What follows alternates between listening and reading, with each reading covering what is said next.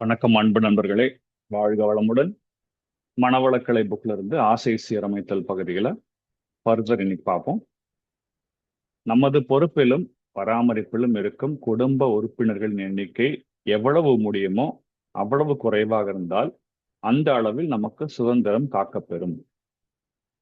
இப்ப நம்ம ஃபேமிலியில் நிறைய ஒரு ஹெட் ஆஃப் ஃபேமிலி இருக்காங்க. 10 பேர் அவங்கள சார்ந்து இருந்தாங்கன்னா ரொம்ப பாரமா இருக்கும் இல்லைங்களா?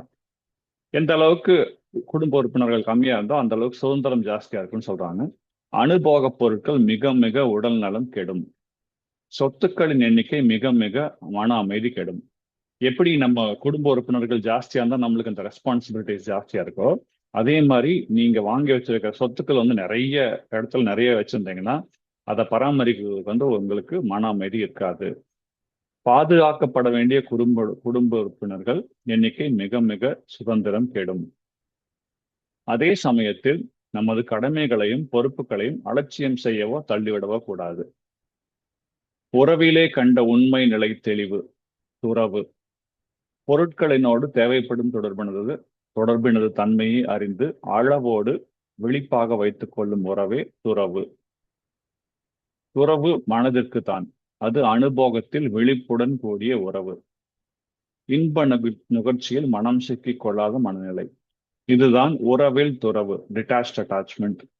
உண்மையான துறவு இதுதான் அப்படிங்கிறாங்க. இப்போ வந்து ஒரு தாமரை இலை மேல வந்து பாத்தீங்கன்னா தண்ணி இருக்கும். தண்ணி வந்து அது மேல இருக்கும், ஆனா அது ஒட்டாது, இலையோட ஒட்டாது இல்லைங்களா? அதே மாதிரிதான் டிட்டாச்ட் அட்டாச்மெண்ட். ஒரு விஷயத்த நம்ம பண்ணணும், ஆனா அது கூட நெருங்கி போய் நம்ம அட்டாச் ஆகக்கூடாது. எப்படி தாமரையில் இருக்கிற ஒட்டி ஒட்டாம இருக்கிறீங்களோ அந்த மாதிரி இருக்கணும். எனவே எல்லையற்ற அருட்பேராற்றலின் ஒரு பகுதியே ஒவ்வொரு மனிதனும் என்ற உண்மையினை உணர்ந்து அதனை மறவாமல் இருக்கவும் பழகிக் கொள்ள வேண்டும். அகன்ற பேராற்றலை மறவாத வெளிப்போடு உலக வாழ்வை நடத்தும் போதுதான் பற்றி நிற்பதிலும் பற்றின்மை என்ற தகைமை மனிதனுக்கு உண்டாகிறது. துறவு ஆன்மீகத்தின், அதாவது அருள் துறையின் உள்நாடி. ஆகவே வெறுத்து ஒதுக்குவது துறவாகாது. எல்லாத்தையும் விட்டுட்டு காட்டுக்கு போவது துறவாகாது அப்படிங்கிறாங்க. அறிந்து உணர்ந்து தொடர்பு மற்றும் உறவினை சரியாக கணக்கிட்டு அனுபோகம் கொள்ளும் மனநிலைதான் துறவு. இதைத்தான் நிஷ்காமியம் என்றும் சொன்னார்கள். இந்த நிலையை மனம் ஏற்று நடத்தும் கடமைதான் நிஷ்காமிய கர்மம் எனப்படும். இது என்னோட குரு அங்கிள் விஸ்வநாதன் அங்கிள் வந்து அடிக்கடி சொல்லுவார். நிஷ்காம கர்மாவை பத்தி நிறைய அவர் போட்டிருக்காரு. அந்த பதிவுகளை நான் உங்களுக்கு அனுப்புறேன். செல்வத்தை ஈட்டலாம், பொருட்களை துய்க்கலாம், உலகியல் வாழ்க்கை நடத்தலாம். ஆனால் மனம் அதிலெல்லாம் ஒட்டிக்கொள்ளாத நிலை வேண்டும். நான் யார் என்ற நிலை மறவா மனநிலையில் எழும் துன்பங்களை போக்கிக் கொள்ள வேண்டும். இன்பங்களை கெடுத்து கொள்ளாதிருக்க வேண்டும். இயன்ற வரை பிறருக்கு சேவை செய்து கொண்டே இருக்க வேண்டும். இதே மனநிலையில் இதே நோக்கத்தோடு வாழ்வை நடத்த வேண்டும். அதற்கு பொருட்களின் தூய்ப்பு இல்லாமல் முடியாது. அந்த நிலையில் ஆசை வரத்தான் செய்யும். அந்த ஆசைகளை நிறைவு செய்து கொள்ளத்தான் வேண்டும். தேவைப்படும் போது தேவையான அளவில் மட்டும் பொருட்களின் மேலும் எழும் ஆசையை ஏற்று நிறைவு செய்த வேண்டியதுதான். தூங்கும் போது தலையணை வேண்டும்.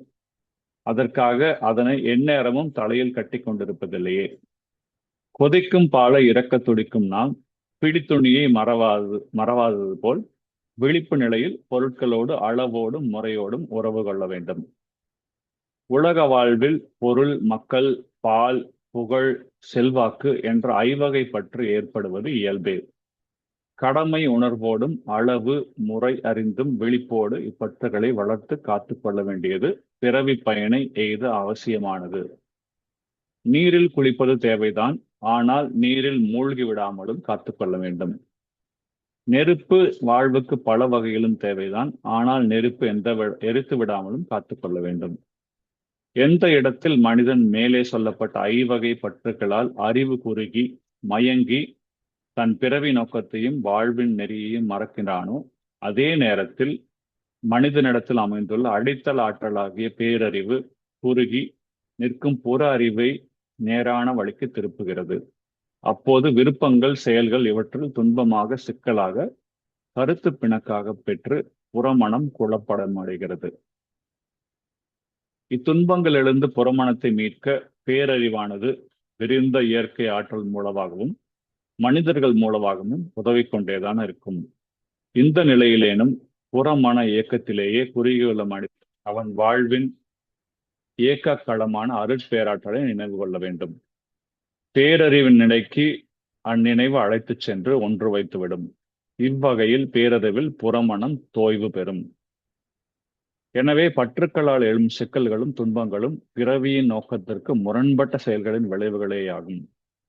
அவை திசை மாறி நிற்கும் புறமனதை ஒழுங்குபடுத்த பேரறிவு அளிக்கும் நல்ல மருத்துவமே ஆகும்.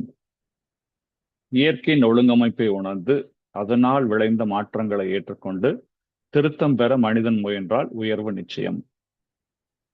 நம்மளுக்கு கான்ஸ்டன்டா இயற்கையிலிருந்து ஏதாவது சிக்னல் வந்துட்டே இருக்கும். இன்னைக்கு நம்ம மெடிடேஷன் பண்ணும்போதும் கூட இந்த பிரபஞ்சத்தோட நம்ம கனெக்ட் பண்ணும்போது உங்களுக்கு நிறைய இன்ஸ்ட்ரக்ஷன் சிக்னல்ஸ் வந்துட்டே இருக்கும். அதையெல்லாம் அப்படியே ஏற்றுட்டு நீங்க ஒரு ஒரு சின்ன கரெக்ஷன் பண்ணிக்கலாம்னு ட்ரை பண்ணீங்கன்னா கண்டிப்பா உயர்வு நிச்சயம். ஒவ்வொருவரும் தம்மை சமுதாயத்தின் சொத்தாகவே கருத வேண்டும். நம்ம எல்லோருமே சமுதாயத்துக்கு சொத்து. அந்நிலையிலேயே செயல்பட்டு தமது உயர்வுக்கும் சமுதாய உயர்வுக்கும் ஆற்ற வேண்டிய கடமைகளை ஆற்ற வேண்டும். இதற்கு உச்ச வரம்பு கிடையாது. எவ்வளவு இயலுமோ அவ்வளவு சேவைகளை புரிந்துதான் ஆக வேண்டும். ஆசையெல்லாம் இல்லையானால் இதெல்லாம் இயலுமா? உறவிலே கொண்ட தெளிவு என்னும் துறவுதான் இதற்கு அறிவின் ஒளி விளக்கு. இதோட இங்க ஸ்டாப் பண்ணிக்கலாம். நன்றி. இதை பத்தி யோசிச்சு பாருங்க. என்ன புரியுதுங்கிறத யோசிங்க. எது நம்மளுக்கு சரின்னு படுதோ அதை எடுத்துக்கோங்க. எது சரியில்லை அப்படின்னு அவங்க சொல்றாங்களோ அதை விட்டுருங்க. தேங்க்யூ ஸோ மச் அன்பு நண்பர்களே. வாழ்க வளமுடன். Have a wonderful day. Thank you.